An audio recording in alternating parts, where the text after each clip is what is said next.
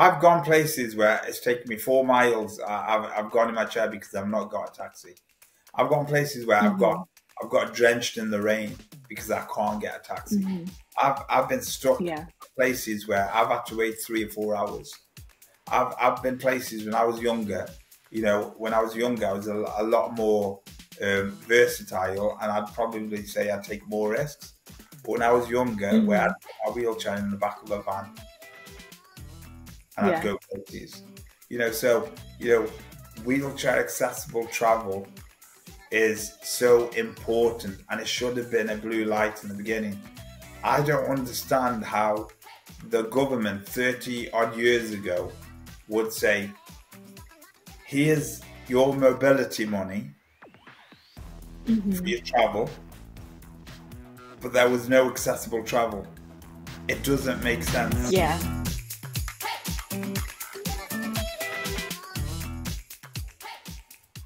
Abs, welcome to Disabled and Proud. How are you today? I'm very well, thank you. Thank you for having me, Brooke. Oh, I watch a lot of your podcasts, so it's amazing. So I'm really happy to be on here. oh, thank you so much for coming on. I'm not going to give away what we're going to be talking about today, but I'm very excited about talking to you today because I think there's going to be loads of snippets of stories and information that we're all going to learn from, and I'm really looking forward to Yeah, just don't ask me about my criminal record. That's a it. joke, by the way. That's a joke. I've got no criminal record, touch wood. But yeah,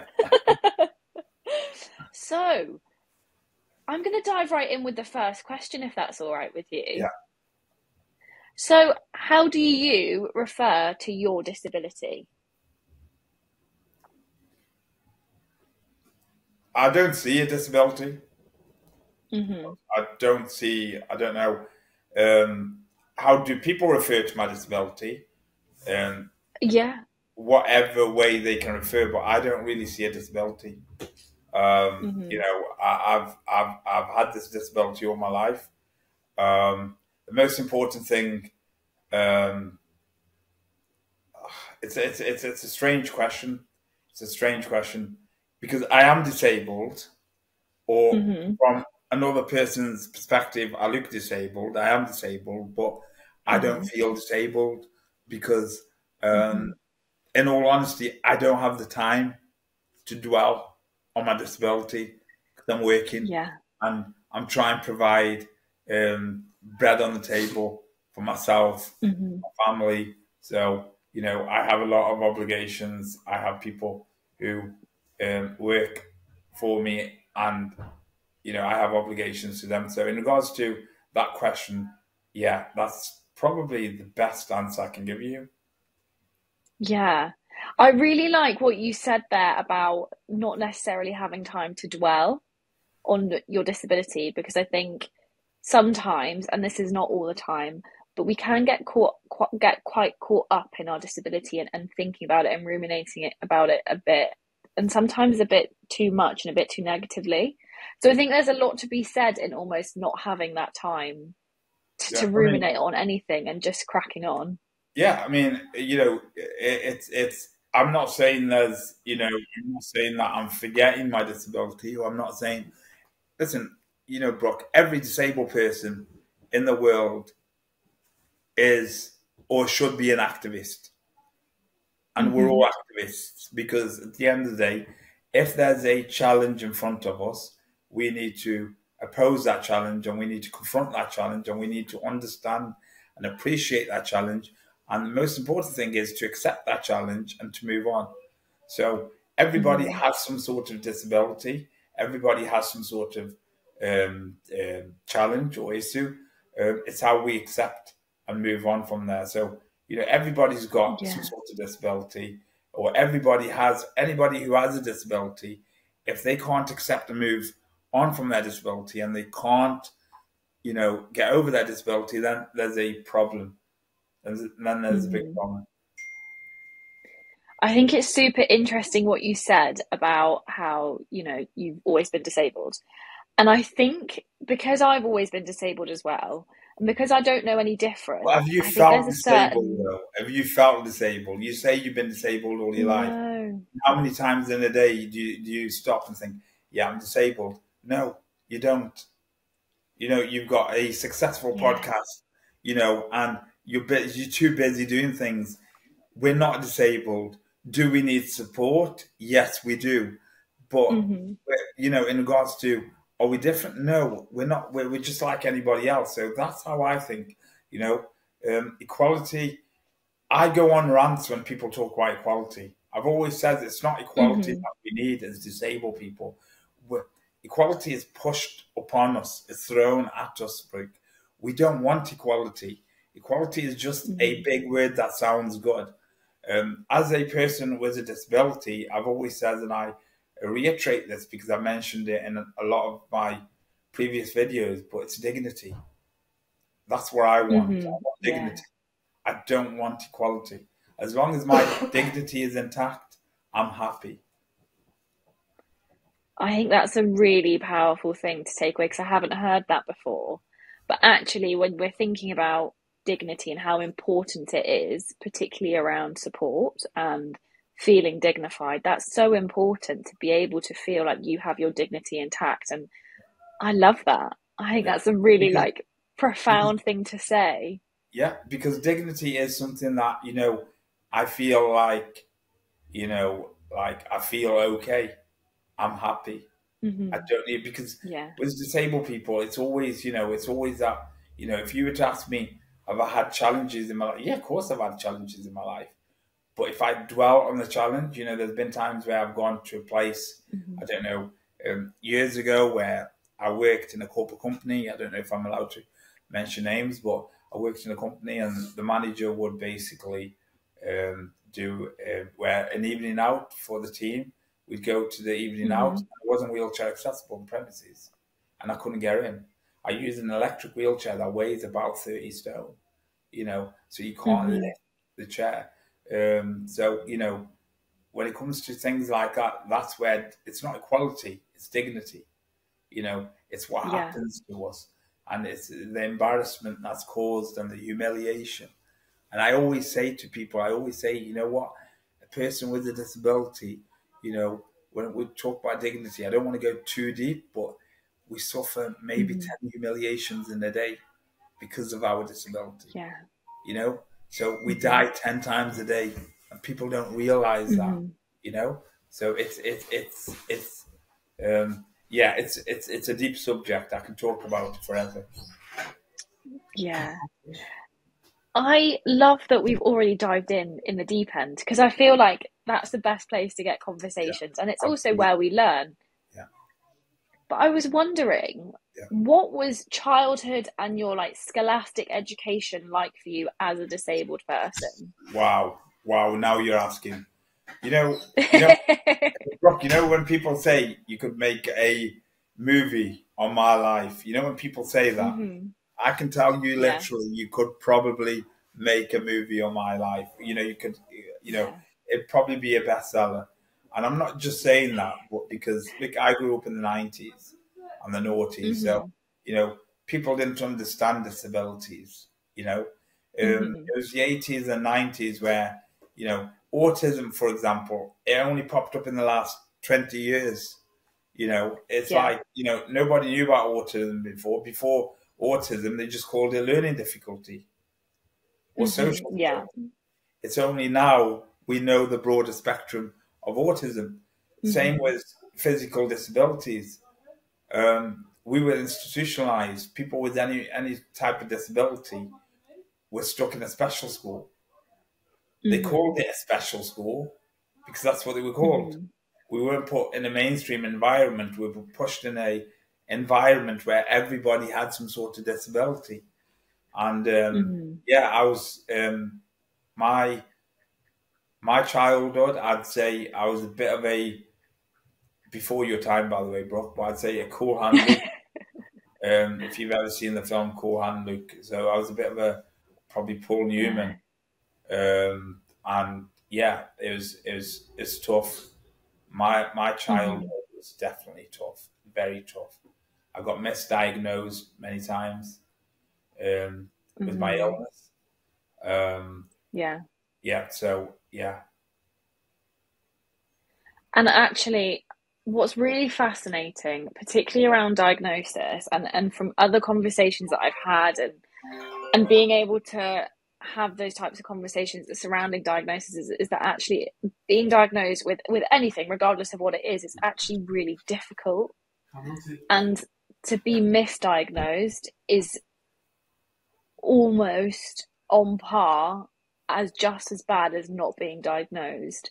yeah, But for a misdiagnosis to happen, lots of things have to have gone wrong on the end of like pharmaceutical end, not on like personal end. you know, when I mention my life and I say it could be a bestseller, you've got to understand that Mm-hmm. I come from a background where I had parents who were sort of, I wouldn't say illiterate, but they come from a different culture. Mm-hmm. So they believed Yeah. in spiritual healers. So, I mean, Yeah. I was walking up until 14, 15. So my parents, Mm-hmm. wherever the doctors were saying to my parents, they were taking it on, but they were saying, yeah, you know what? Doctors don't know nothing. We'll take you to the spiritual healer. So, Uh-huh. my parents were taking me back and forth to spiritual healers. So my parents actually made me believe that I'm going to get better, and no Yeah. disrespect to my parents because for my parents, they were desperate. So when you're Mm-hmm. desperate, you're going to be sold anything. You're going to be sold anything. So my Yeah. parents would take me from, one part of the country to the other part of the country. We'd leave the country, we'd go back to their homeland in Pakistan, and I'd see so many spiritual Mm-hmm. healers. And honestly, um, they made my parents believe I'd be able to walk again. And this is just, Mm-hmm. and it's quite saddening to think, what my parents Yeah. had to go through to think their son, you know, we're going to make him better. But I've got an old Mm-hmm. saying, and it's really horrible, but I'm going to say it anyway. Hope I don't get um, bad name for it because I don't do drugs, by the way, just to let you know. But the old saying is, I got more love from my drug dealer than any spiritual healer Mm-hmm. because what my drug dealer Yeah. gave me worked. It was Yeah. like and I used to smoke. And it helped I felt it helped me. Mm-hmm. But yeah, it's that's another subject now. Yeah. I think it's really interesting that sometimes, not always, but sometimes our disabilities can go on to kind of be quite imperative in our careers. So, like me, for example, I get to talk to other disabled individuals a lot of the time. I get to work with some really cool companies, and it's all because I've got a disability. Yeah. And I was wondering for you, how has your disability impacted your career and like the career path that you have gone down and actually to what you do now? It hasn't. It hasn't. I mean, the whole Mm-hmm. point of starting Cabability, we started Cabability because, so my background, I worked for a corporate company for 15 years. And Mm-hmm. you realize when you realize when you leave, when you're stuck in a routine for 15 years, Mm-hmm. you realize you're sort of, you realize there's no freedom. You only realize freedom Yeah. when you leave that company and you have so much time. I got ill in 2016. I got ill Mm-hmm. and um, got really ill actually. I got pneumonia and I couldn't Mm-hmm. go back to the job I was in. Um, and I had a lot of time on my hands, and that's where I Mm-hmm. started Capability. Yeah. Capability story was and is it's simple. Um, I always struggled with wheelchair accessible taxis, so I Yeah. found a way of creating a business where I could empower people. So I knew what people were suffering. I've been through that Mm-hmm. experience. But I've been through Mm-hmm. the experience where I've had to ring a taxi and I couldn't get. There were times where I could not go work because I could not get a wheelchair taxi in the morning. So, Brooke, just going on wheelchair taxis, I started Mm-hmm. Cabability when I left work and I had nothing to do. And I was a Mm-hmm. person who needed to work. I was stuck in a routine. I was working in a company for Mm-hmm. 15 years. And when I wasn't working, I had nothing to do. I had a friend come to me and he basically had he had two people in his family who were in wheelchairs, and he'd always say, Mm-hmm. "You know what? It's so hard to get wheelchair taxis, and how to get wheelchair taxis." So and he was a taxi driver himself. So that's what gave me the idea with him. And I said, "Look, Mm-hmm. let's start something because I could never get a taxi myself, bro. It was so hard to get a taxi. To get so I used to so just to let you know, I used to start work at 10 o'clock. So Mm-hmm. I used to start work at 10 o'clock in the morning. The reason I used to start work at 10 o'clock, mostly 10 till 6, was because I could never get a taxi before 10. And the reason for this is because a lot of taxi companies with wheelchair access vehicles would prefer contract work, home to school Uh-huh. contracts.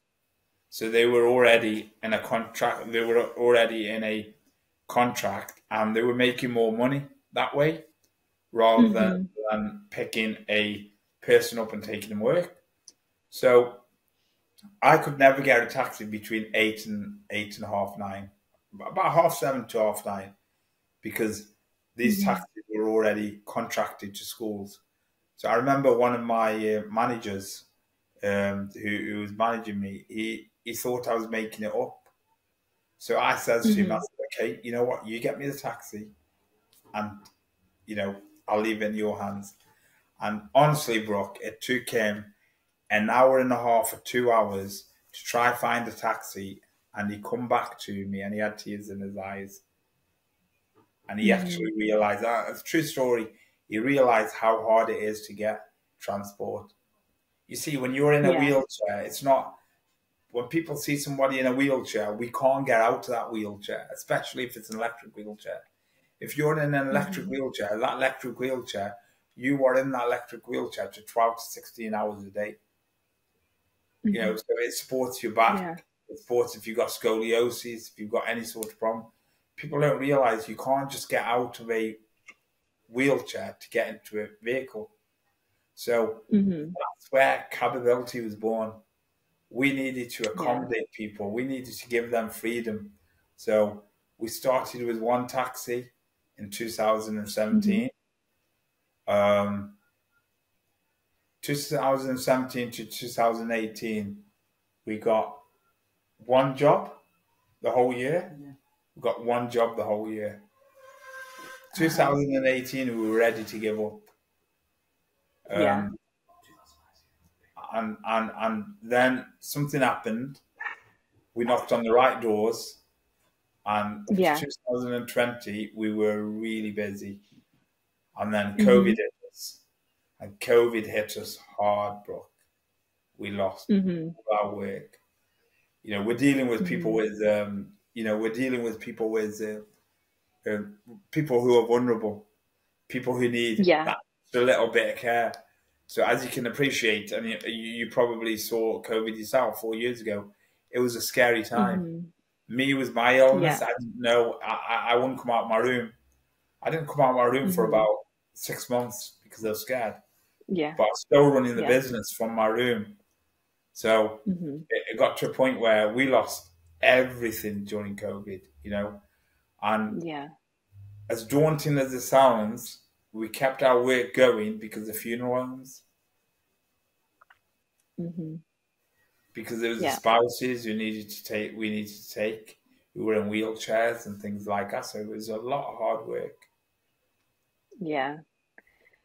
I think COVID was a real interesting, like, they're going to study it one day in history books. And what they're going to study is going to be so alien to them because during COVID, so I worked every single day of 2020. And I think my first day off was in September of 2021 Wow. because I so outside of what I do here, I work with adults who have mild to profound learning disabilities. And so my job was very much on the front line, and that's what I was doing. Yeah. And so I can totally understand what you're saying about not coming out of your room and being nervous to come outside, because it was drilled into you and it was drilled into us that if we went outside and if you even had a conversation with someone else, that you were going to get really, really ill. And like, if you were, Absolutely. The disabled or scaremongering. vulnerable, then you were going Yeah. to die. Yeah, absolutely. And the scaremongering was, again, it was like a placebo effect on disabled people. Hmm. Everybody with a disability Yeah. thought, wow, okay, you know what? I mean, I've got an immune system, I've got a weak immune system. So I Hmm. automatically, felt, that I was, susceptible, vulnerable to, Hmm. Yeah. I kind of almost accepted that I could get, you'd hear all these stories, people on ventilations. It was a really scary time. It was a really scary time for me because on one hand, I had a business I'm trying to keep alive. On the Yeah. other hand, I'm trying to keep alive. But I learned a valuable Yeah. lesson. I learned a valuable lesson. I learned, I don't know if you've ever been in interviews and they always ask you that one question. It's one popular question they've always asked you in job interviews. And they'd say, what two things would you take on a desert island if you were on your own? Uh-huh. Yeah, you've heard that Uh-huh. question before. What I learned, Yeah, I have.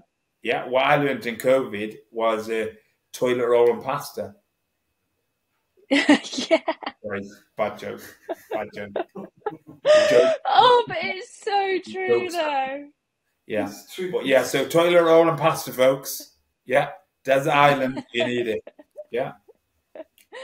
It is. It's funny because it was at one point it was so true. Like I remember so clearly going into like my local Sainsbury's and there being no toilet roll Toilet and paper. people going Yeah. mad for Yeah. like the And no five pasta. kilogram bags of pasta. Yeah. Yeah.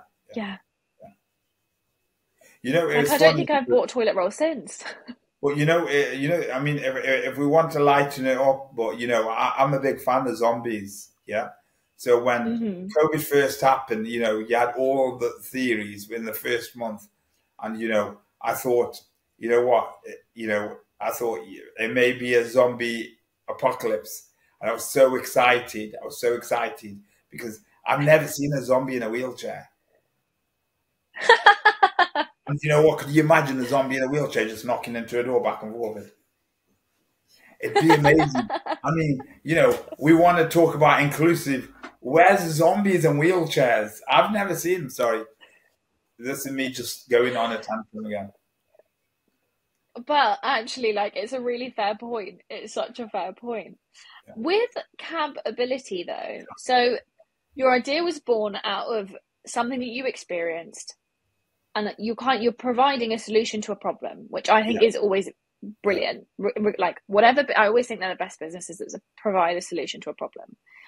And then obviously you knock on the right doors and suddenly work comes in and then COVID happens and it shuts you down. But I was thinking, what kind of areas do you cover? So is it like a local area? Is it countrywide? How does it all work from like the logistics end? Okay. So in regards to, you've asked a few questions there. The first question, capability, was it started because of the need for wheelchair accessible taxi. Hmm. And I Yeah. don't want to go too much into it. Brooke, you'll probably understand this. You'll probably get this. But, you know, wheelchair taxis should have been a blue light Hmm. from the beginning.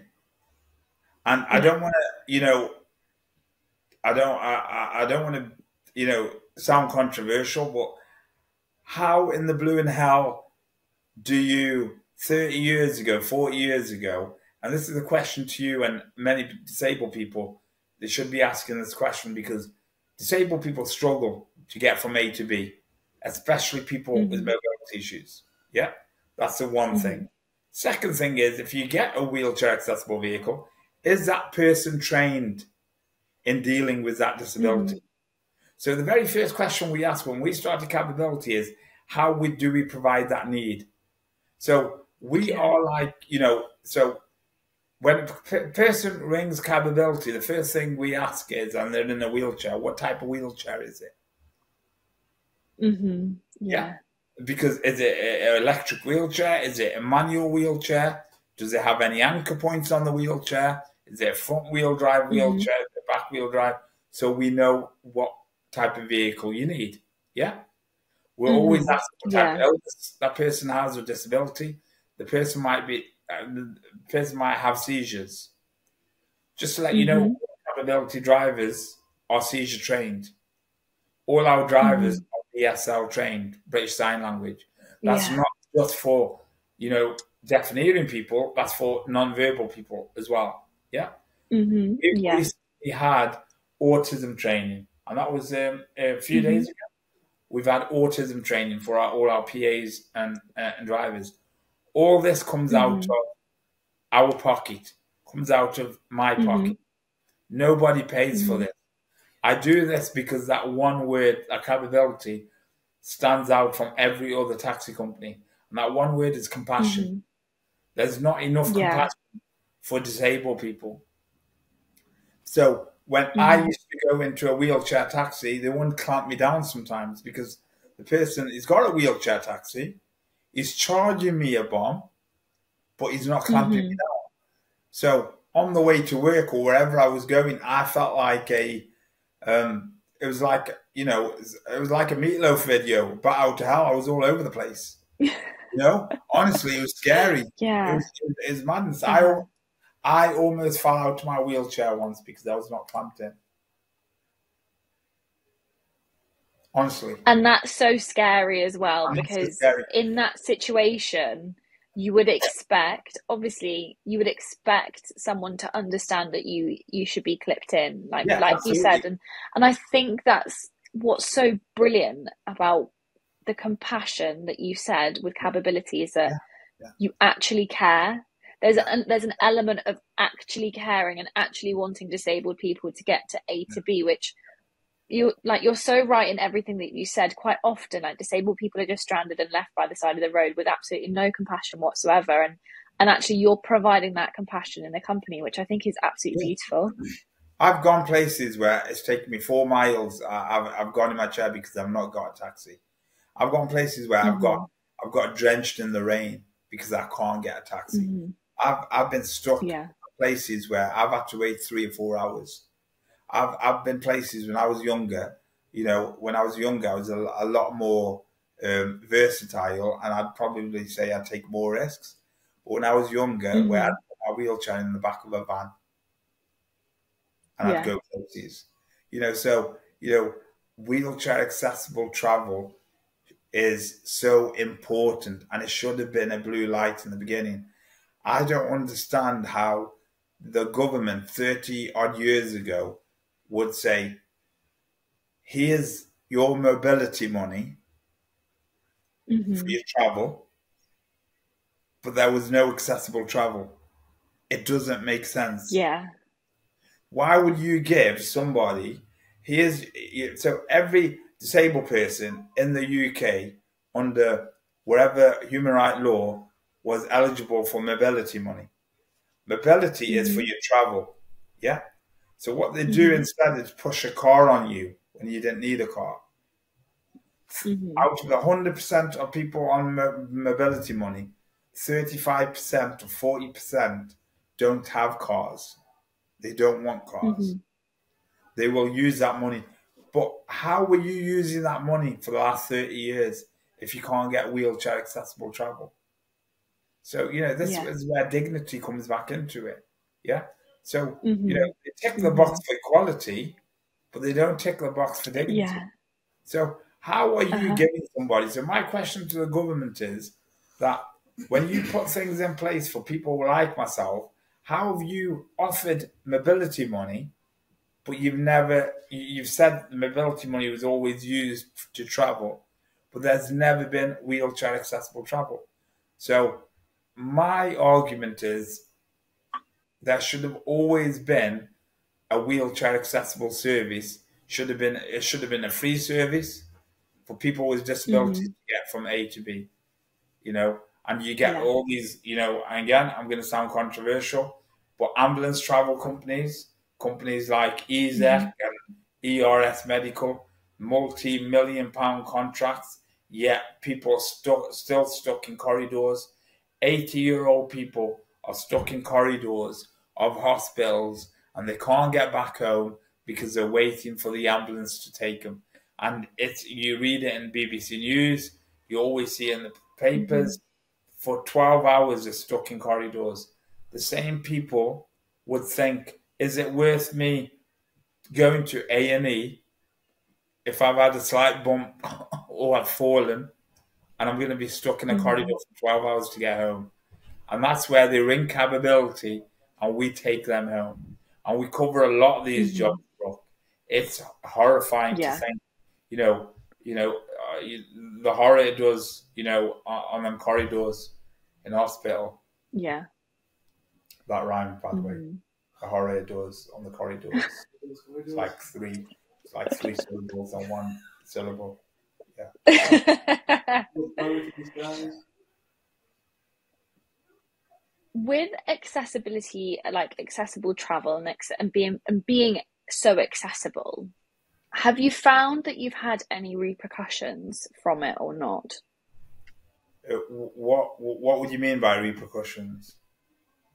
So have you ever found that you've had any pushback from anyone? Because I was thinking about when you grow a business, it's always nice to get feedback. And I was wondering if you ever had any like pushback or feedback that has made you grow in a better way. Yeah, I get a lot of that. I get a lot of challenges, Hmm. and here's the sad thing: we've got a company, we've got a fleet of up to 30 vehicles, right? And Hmm. we're here to, accommodate people with disabilities. I've I know exactly what people go through, yeah, on a daily Hmm. basis with a disability. And the pushbacks we have is mostly authorities because when it comes Hmm. to, you know, school contracts, for example, yeah, they will always go with the cheapest. They will Yeah. go with that one man with a van who doesn't know how to clamp, and they'll give them the contract. And the Hmm. transport system. Personally, when it comes to disability, it's a mess, and we Hmm. get a lot of pushbacks because they don't believe. It's like I said to you, reiterating. I don't need to have my drivers BSL trained. I don't need to have Hmm. my drivers on seizure trained. I do that out of compassion. I Hmm. do that out of personal interest. But Yeah. unfortunately, authorities don't see that. Authorities want the cheapest. They want the Hmm. cheapest person. So that's where um, we get a lot of work or a lot of private work. And you should just read Hmm. our Google reviews. You'll see genuine reviews where someone says, you know what, my mum struggled to get around and we found Cabability and now we don't have that many problems. Because Yeah. we are like, when I look at Cabability and how we build Cabability, we are like, I'm gonna nick a saying that it's one of my favorite sayings. It's from a Batman film, Yeah. and it was about Yeah. Batman. And the Hmm. saying is, "We may not be the hero you want, but we're definitely the hero you need when it comes Yeah. to wheelchair accessible travel." Oh, I love that. Yeah. I honestly really, really love that. By the way, And I I am think it's Batman. so I'm Batman. I am. secretly it's me. I am Batman. Just let everybody know. If not Batman, I'm Fat Man. I'm putting loads of weight on, as you can see. But I think what Cabability does and what it provides is so like I've already said I think it's brilliant and I genuinely do. I wouldn't say that if I didn't. I Because I don't think want to you're right. I sound. think Yeah. Sorry. no, you go, you go. I don't want to sound religious or spiritual, and I don't want to sound cringe at all, but I'm a big believer of what we leave behind in this world. I'm a big believer of Yeah. that. And if I was to Mm-hmm. go tomorrow, hopefully, I don't Mm-hmm. want to go until Liverpool win the league, by the way, because I'm a big Liverpool fan. But if I was to go tomorrow and Mm-hmm. Cabability was still alive and it was still accommodating people and it was still taking people back and forth and it was still taking people to hospitals, to school and back, to Mm-hmm. wherever social leisure life, and they're using Cabability. That to me is a Mm-hmm. legacy. That to me is a blessing. That to me is, you know what, Yeah. I made a difference. The most important thing is, Brooke, if you're going to go from this world, is knowing, did I make a difference? Did I make a difference to someone's life? Mm-hmm. I hope I've touched, Yeah. made a difference to a lot of people's lives. Unless they're Man United Mm-hmm. supporters, because I can't stand them. You know, I can't stand Man United supporters. He's a Man United supporter. I don't want to make a difference to his life. But yeah, sorry, sorry, but you know what? It's making a difference to people. Mm-hmm. And you know, making a difference to people's lives is like a blessing. It's the biggest blessing in disguise. Mm-hmm. You don't understand that you made a difference to somebody. You've taken them, and they've given you their life to. They're vulnerable, and they're Yeah. giving you their life, and you're asking them. All our drivers talk to their customer. You know, so Mm-hmm. I use the terminology for my drivers. I call them all heroes. You are the Mm-hmm. heroes, you know? And it's just going back to Batman again, because what you're doing is you're asking that person, are they all right? Can we put the belt across you this way? Should we put the belt across you this way? You know, so they tell the Mm-hmm. customer how to, so um, with the training that we give is you're telling the customer what you're doing. Right, I'm clamping you down from the front Mm-hmm. because this is the reason, and I'm going to put the clamps on the back, and you're talking to that customer. Mm-hmm. You're making that person feel involved, So it's a great thing. It's a great vision. Mm-hmm. It was a great vision, and I couldn't have done it by Yeah. myself. You know, the people who Mm-hmm. work with me at Cabability, they make the difference. So it's not me. I can only talk about how good Cabability is. It's the heroes Yeah. we have within Cabability that make the biggest difference. Mm-hmm. Oh, I think that you've just like said everything that's like it's my heart just feels really full listening to what you just said because everything that you're doing and the way that you go about it all feeds into that dignity and that compassion. And they're obviously like two of your big things that you're a really strong believer in. And at no point have you deviated away from that. And I think that that alone says so much about you as a person, but also your business. And I think that if you can always stand by your values, then you're always in good stead. Like you're always going to be able to do something great. And I absolutely believe that you are doing something great, and what a brilliant thing to be a part of. And I'm genuinely like loving this conversation so much because I feel like we're peeling back little layers of important conversation that needs to be had. And I feel like I've got a really full heart from listening to you talk about it. And I No, hope other people feel the same because I love no, it. I appreciate that, and I'm very grateful. It's just going on dignity again. Mm-hmm. Most important thing about disability is accepting what you are. I didn't Mm-hmm. accept myself until I was in my early 20s. Mm-hmm. Because, you know, like, by the way, can we go to childhood? Should we go to childhood?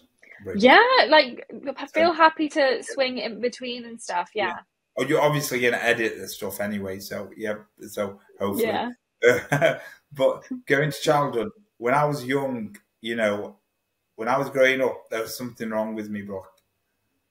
And I'd go to the Mm-hmm. doctors, and I didn't know what was wrong with me. So I look back at that Mm-hmm. child who's 4 years old, and he's got a bit of a limp, and he's put in a special school.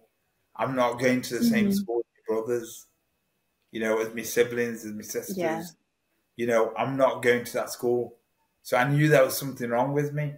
I'd go to the hospital, Hmm. give me electric treatment. In them days, it was like they'd electrocute you to see how your Yeah. muscles respond, how they'd react. So, Hmm. you know, I felt like, and just going back to, you know, superheroes again, but I felt like I was,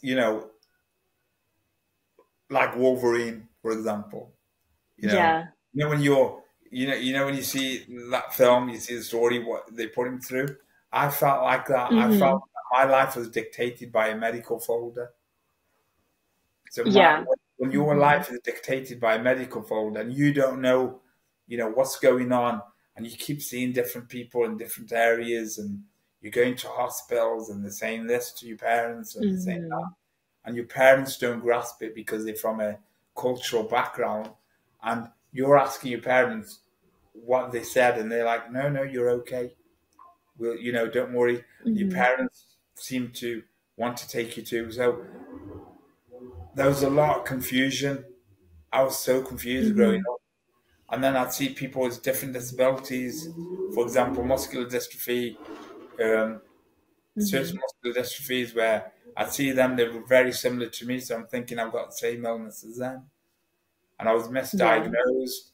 And when you're getting weaker, I stopped walking I took my last steps at 15.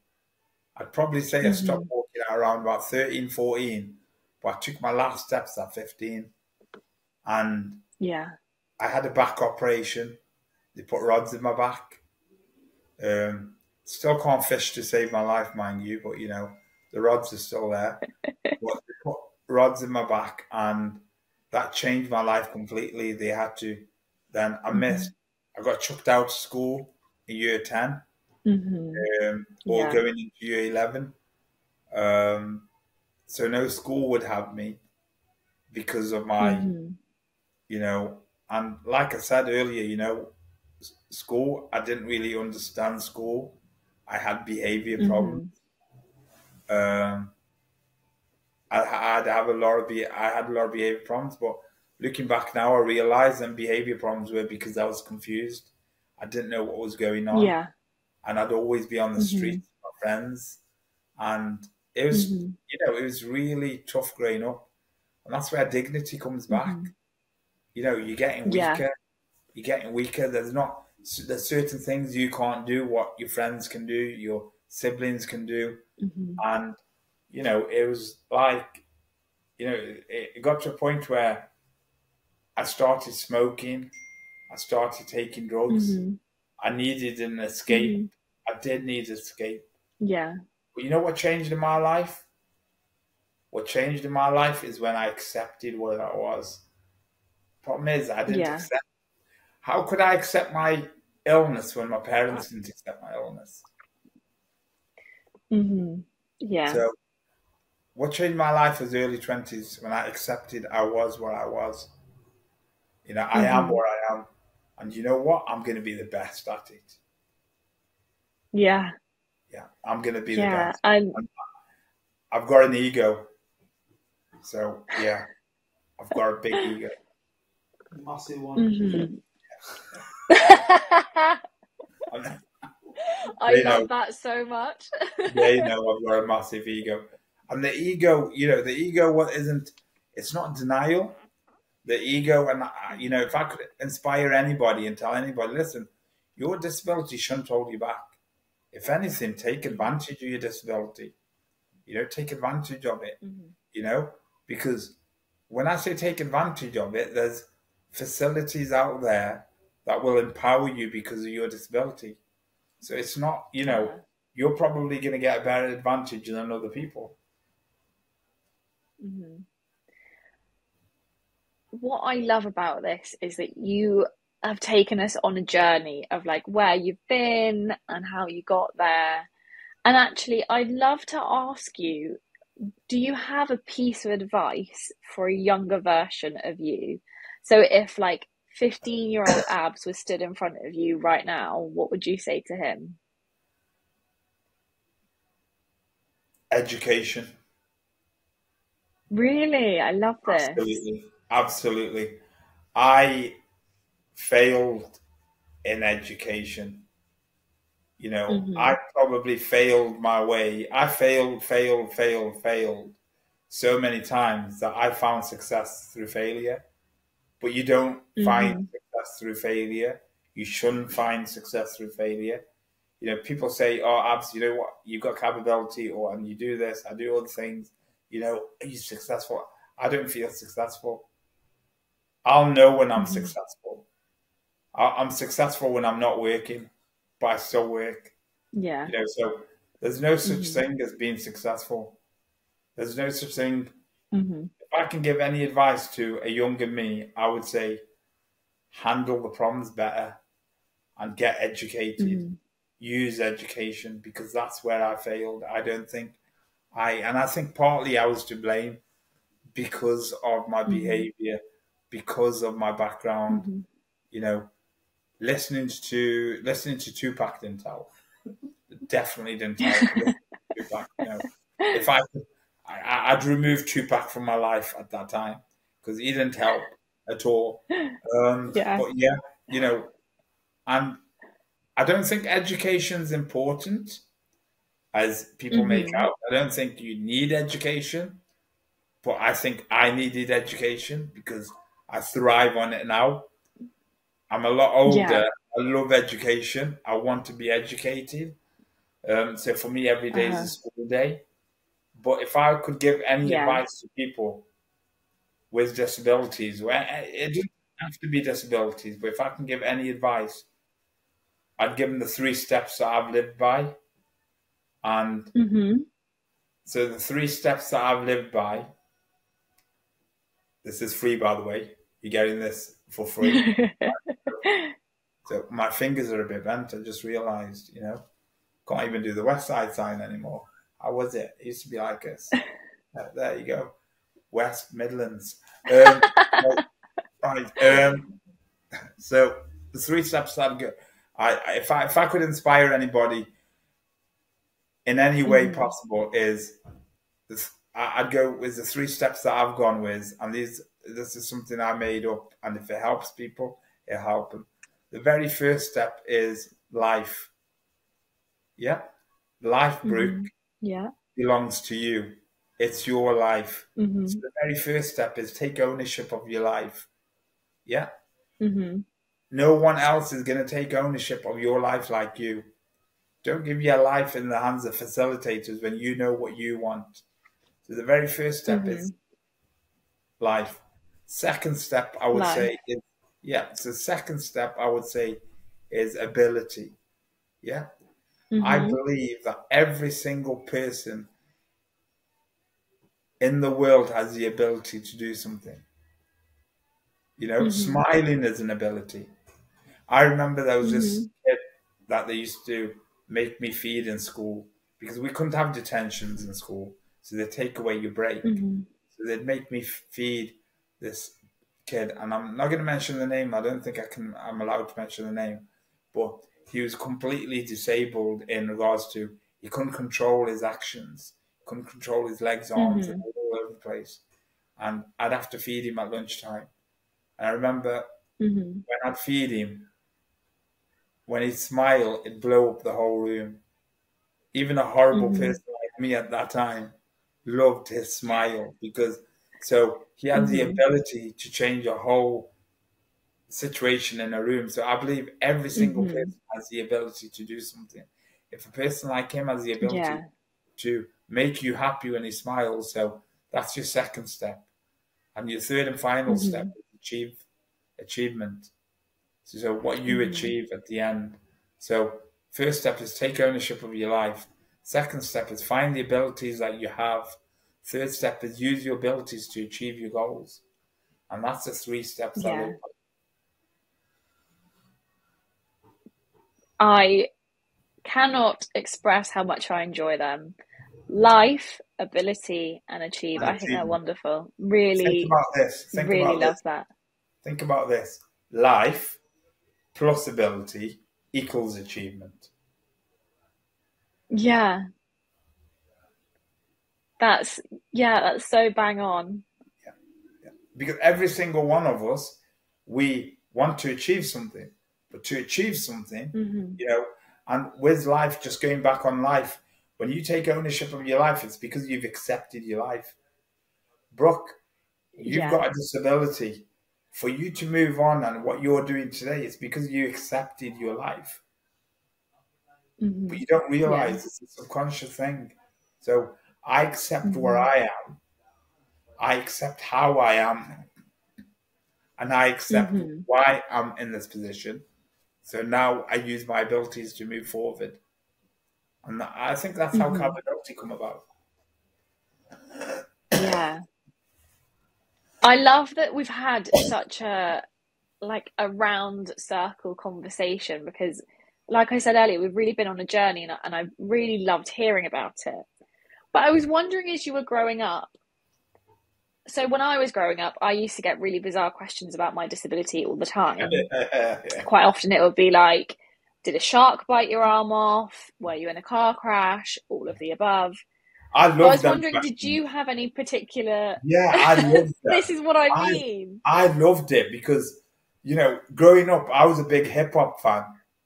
So, Uh-huh. I'd idolized Tupac, yeah, and I thought when Tupac got shot, so people would say to me, "What happened to you?" I'd say I got shot because it was believable. Because the area I was from, there was a lot of Mm. notoriety and stuff like that. So I'd say to people, "Yeah, I got shot 3 times, Hmm. or I was in an accident." I'd love to make stories. It was brilliant, it got to a point where the older I got, the more condescending people were. The older I Hmm. got, the more, Yeah. because the older I got, the more mature I got. So when the person says to me, Hmm. "What's happened to you?" Now I get annoyed. I'm like, "What's happened to you?" Hmm. And they're like, "What do you mean?" And I'd be like, "Why are you Yeah. so ugly?" You know, because I've switched Yeah. on them. But you know, I feel sometimes. But then there's two ways about it. It's a double-edged sword because sometimes I feel, you know, because of my limitations, I feel people expect too much of me at times. It's like sometimes I Hmm. think people think the wheelchair's a fashion accessory, you know, Hmm. because it works both ways. So, Yeah. it depends on how a person asks. If a person genuinely asks me, "What illness do you have?" I'll give them an answer. But if a person says to me, "What's Hmm. happened to you?" and I don't know that person, I'm like, it'll probably be a horrible, reply. So, Yeah. it's we are what we are, it's like Hmm. we're I always say to people is that, anybody with a disability, listen, if you have a disability and you feel that they treat you special, they call you special, then act special. Be special because Yeah. you are special. Yeah. You're a special person, and anybody that we take on, when we take them to, um, when we take them out on social gatherings, or when we take them to Altar Towers or wherever place, or the cinema, we get a lot of people who want to go Hmm. cinema, so they go cinema once a week. We want you to be special. We treat you how you need to Hmm. be treated, because disabled people are probably the most, um, and I don't want to sound controversial, but disabled people are the most ignored in society. And this needs to be I highlighted. don't think that's a controversial thing to say. I think that's quite accurate. People are like, in the last 4 or 5 years, you know, I'm, and I am controversial, and I don't care what people say. You got the Black Hmm. Lives Matter. You Hmm. got women, the feminist movement, Hmm. where we're not treated equal and everything. But you never hear about Hmm. disabled people. You never hear somebody Hmm. saying, you know, where is our help? What it's like, Hmm. talk about capability. You say it's a special thing. It shouldn't be a special thing. It should have been a blue light in the beginning. The government should Yeah. have had an initiative to have people with disabilities to go back and forth.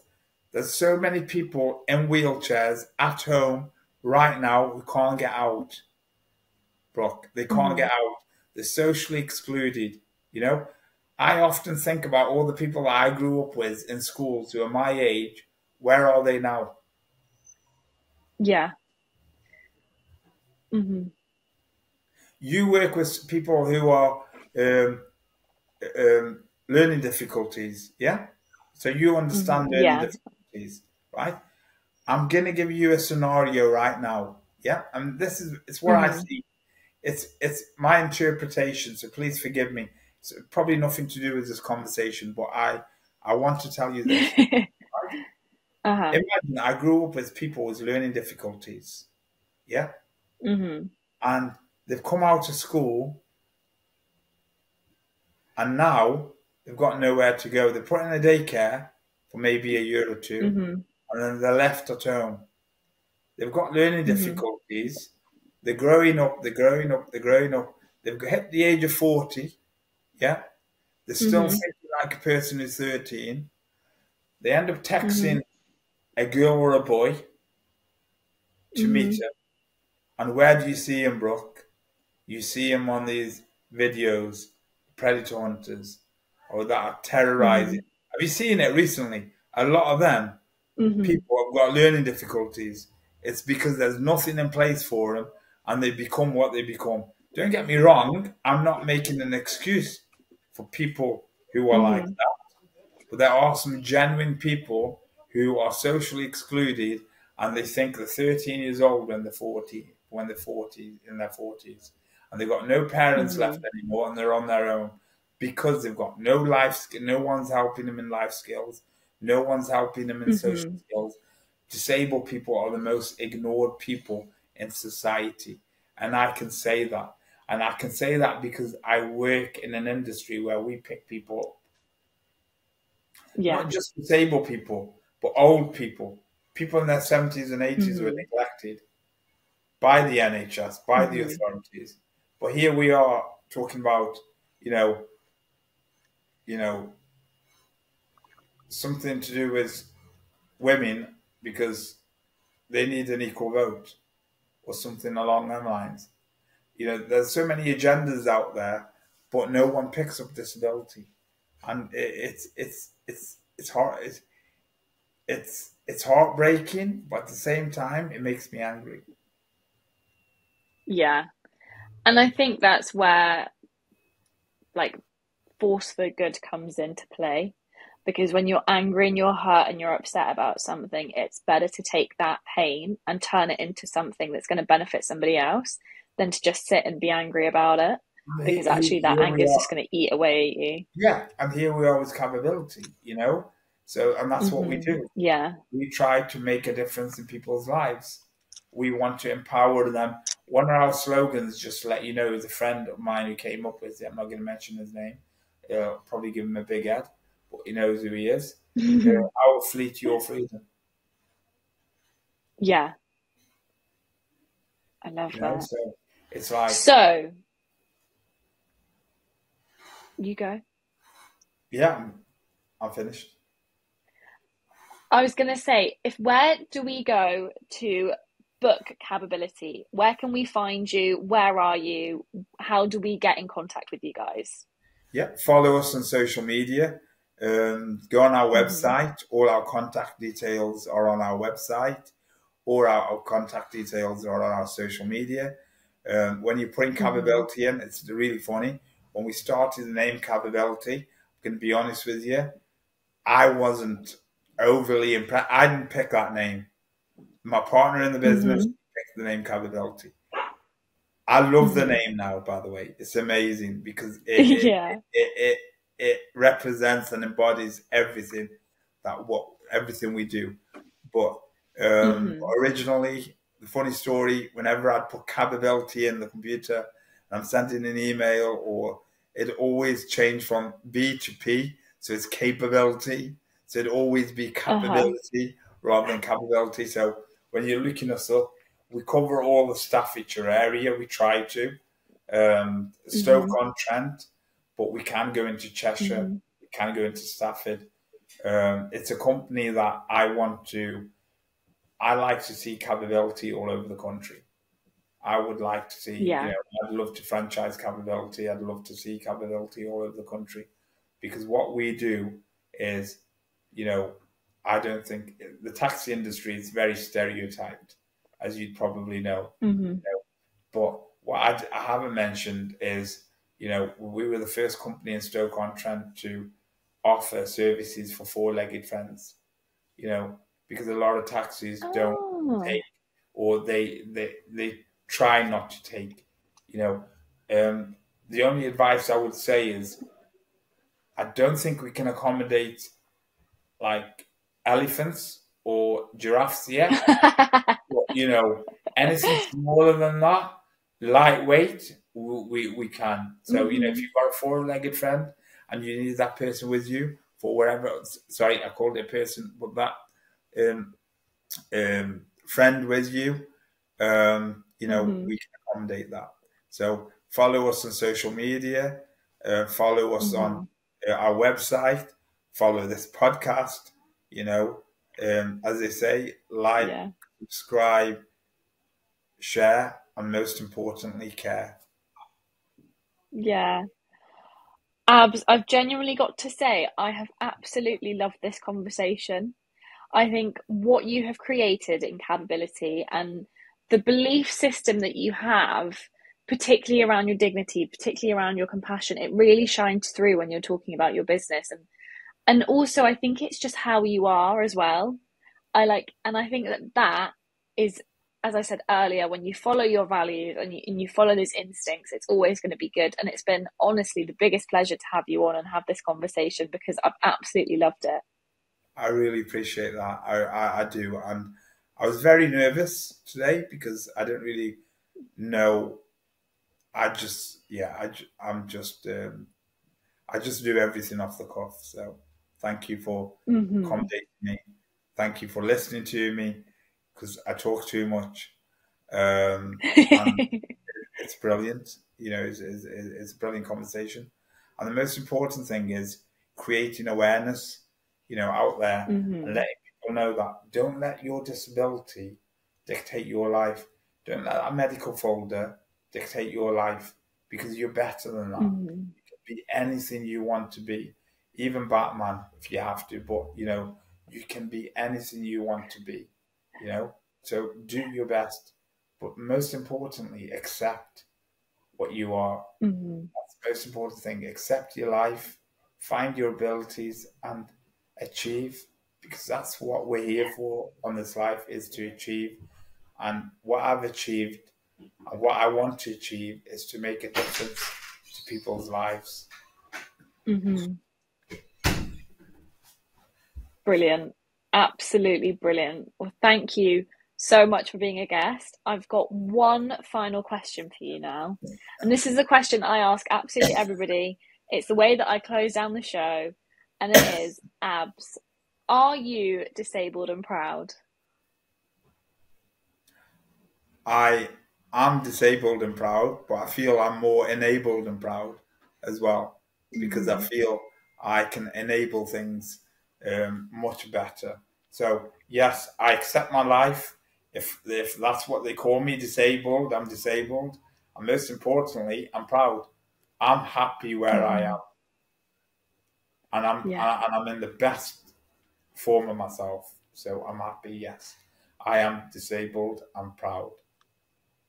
Amazing. I'm a Liverpool thank fan you as well. Well, thank you so much for coming on, Abs. I've absolutely loved it. And I think what you do at Cabability is great. So thanks so much for sharing the story with me. I appreciate you, and thank you very much for giving me the opportunity and giving me the time to share my story, and especially Cabability. So where anybody in the area, where we are. If you need a taxi, give us a call. Amazing.